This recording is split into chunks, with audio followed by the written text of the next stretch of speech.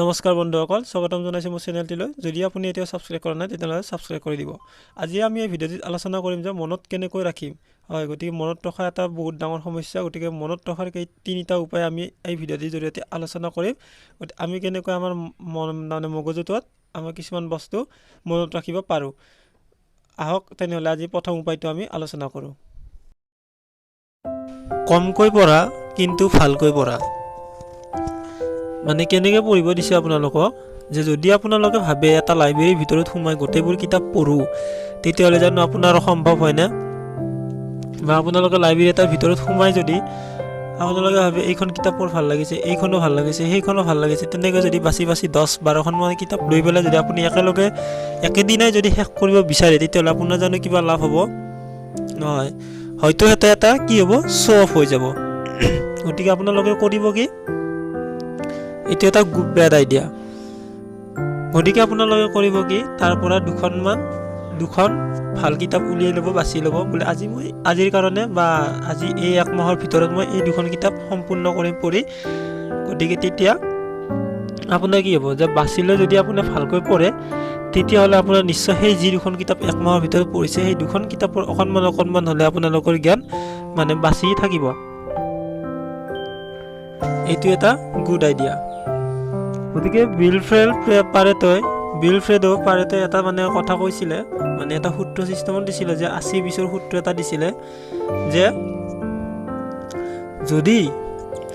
যদি আপুনি 20% এফৰ্ট দি পেলাই, মানে এফৰ্ট যদি নিজকে দিব পাৰে, তেতিয়াহ'লে 80% আপোনাৰ ৰিজাল্ট ওলাব। অৰ্থাৎ 20% যদি আপুনি আপোনাৰ পৰা যিকোনো কাম এটাত বা যিকোনো এটা গুৰুত্বপূৰ্ণ কথা বা কাম, যিকোনো পঢ়া হওক, যিকোনো কাম এটাত যদি আপুনি 20% দিব পাৰে, তেতিয়াহ'লে সেই 20%ৰ ফলস্বৰূপে আপুনি 80% ৰিজাল্ট পাব।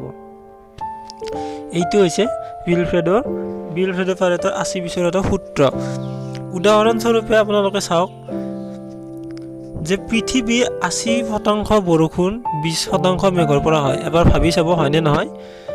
গতিকে 80% ট্ৰেফিক জাম 20% ৰাস্তাতে দেখা যায়। গতিকে কিমান ৰাস্তা আছে পৃথিৱীত? গতিকে সেই মোৰ ভিতৰত আপোনালোকে কিমান ৰাস্তাত আপোনালোকে ফ্ৰীলি যাব পাৰে, কিন্তু তাৰ মাজত 2-এটা ৰাস্তাহে জাম দেখা পায়। গতিকে সেই 2-এটা ৰাস্তা এই 20%ৰ ভিতৰত আহে। আৰু 80% টকা পইচা 20% মানুহৰ হাততে থাকে। আৰু যদি এই উদাহৰণকেইটা লৈ পেলাই আপুনি যদি ভাবে মই এটা উদাহৰণ কৰি চাব পাৰোঁ বুলি, তেতিয়াহ'লে আপুনিও 20% চিলেবাছ উলিয়াই লওক যিকোনো এখন কিতাপৰ পৰা। বোলে আজি এক মাহৰ ভিতৰত মই এই চিলেবাছ কেইখন পঢ়িম। আপুনি তেনেকৈ 20% আপুনি চিলেবাছ উলিয়াই লওক, আৰু আপুনি সেই এক মাহৰ পিছত আপুনি নিজকে চাব যে আপোনাৰ মানে 80% ৰিজাল্ট ওলাব। আপোনাৰ যিখিনি মানে ৰিজাল্ট ওলায়, সেই 20% আপুনি যিখিনি এফৰ্ট দিব পাৰে, গতিকে তাৰ ফলস্বৰূপে আপুনি 80% ৰিজাল্ট নিশ্চয় লাভ কৰিব পাৰিব। গতিকে এইটো হৈছে এটা মনত ৰখাৰ এটা সহজ উপায়। ষ্টাডি লেছ বাট ষ্টাডি গুড। গতিকে আপুনি কমকৈ পঢ়ক কিন্তু ভালকৈ পঢ়ক। গতিকে আপুনি 20% পঢ়ক, কিন্তু তাৰ ৰিজাল্ট আপুনি 80% পাব। গতিকে এইখিনি আপুনি জীৱনৰ লগত সংলগ্ন কৰি লওক, যে আপোনাৰ 20% কামৰ গুৰুত্ব দিয়ক, 80% ফলাফল পাব। অৰ্থাৎ 20% আপোনাৰ এফৰ্ট আৰু ৰিজাল্ট পাব আপুনি 80% হিচাপে। যদি আমি ৰাতিপুৱা কিবা এটা কৰোঁ, তেতিয়াহ'লে সদায় মনত থাকে। কাৰণ কিয়? আৰু আমাৰ দেহটো সদায় সুস্থ হৈ থাকে। কাৰণ সেই সময়ত আমাৰ মগজুৰ স্থিৰতা সকলোতকৈ উচ্চ সম্পন্ন হৈ থাকে। অৰ্থাৎ সেই সময়ত আমাৰ মগজুটোৰ একাগ্ৰতা আৰু ধ্যান কৰিব ক্ষমতা সকলোতকৈ উচ্চ স্তৰত থাকে, আৰু যাৰ ফলত মনত ৰখাৰ আৰু একাগ্ৰতা কেতিয়াও লৰচৰ নহয়। কাৰণ মনত ৰাখিবলৈও সহজ হয়, আৰু মানে মনত ৰখাৰ কাৰণেও যথেষ্ট উপকাৰী সময় এই ৰাতিপুৱাৰ সময়খিনি বুলি কোৱা হয়। কাৰণ এইটো মানে আমি এতিয়াও কওঁ নহয়, সৰুৰ পৰা এইটো আমি জানি অহা বা শুনি থকা কথা। আৰু কাৰণ কিয় মনত ৰখাৰ কাৰণে সহজ হৈ পৰে? কাৰণ ৰাতিপুৱা ডিষ্টাৰ্ব দিবলৈ কোনো নাথাকে। গতিকে ৰাতিপুৱা পঢ়া আৰম্ভ কৰক ডেইলি 2 পৰা 3 ঘণ্টা, আৰু সেইখিনি দিনটোৰ ভিতৰত আপুনি ৰিভাইজ কৰক আধা ঘণ্টা।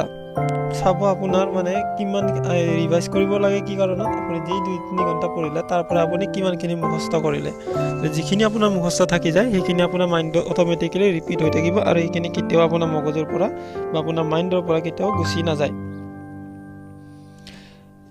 কাৰণ হৈছে যে ইয়াৰ কাৰণটো মেইন কাৰণটো হৈছে যে কৈছে ৰাতিপুৱা সকলোতকৈ মগজুটো মানে এক্টিভ হৈ থাকে আৰু মানে ৰাতিপুৱা আমাৰ মগজুটো দিনটোৰ ভিতৰত সকলোতকৈ সক্ৰিয় হৈ থাকে কাৰণ কি কাৰণত ৰাতি যেতিয়া আমি শুই উঠোঁ তেতিয়া ৰেষ্টৰ পৰা উঠাৰ পিছত মানে মাইণ্ডটো এটা স্থিৰ হৈ থাকে যেতিয়া আমি উঠি পেলাই চাৰিওফালে মানে কিছুমান মানুহৰ হাই হুল্লা দেখা পাম বা যিকোনো এক্টিভিটি আমি চকুৰে দেখা পাম তেতিয়া মানে মাইণ্ডটো ইফালৰ পৰা সিফালে মানে ডাইভাৰ্ট হৈ থাকে গতিকে সেইখিনি মানে ৰাতিপুৱা বিচনাৰ পৰা উঠি অহাৰ পিছৰ সময়খিনিয়ে মানে মানুহৰ মগজুটো দিনটোৰ ভিতৰত সকলোতকৈ কনচেনট্ৰেট কৰিব পৰা ক্ষমতাখিনি বেছি হৈ থাকে সেয়েহে ৰাতিপুৱা সোনকালে উঠি পঢ়িব লাগে আৰু এইও এটা হৈছে মনত ৰখাৰ দ্বিতীয় কাৰণ ষ্টাডি মৰ্ণিং অৰ্থাৎ ৰাতিপুৱা উঠি পেলাই সোনকালে পঢ়িব লাগে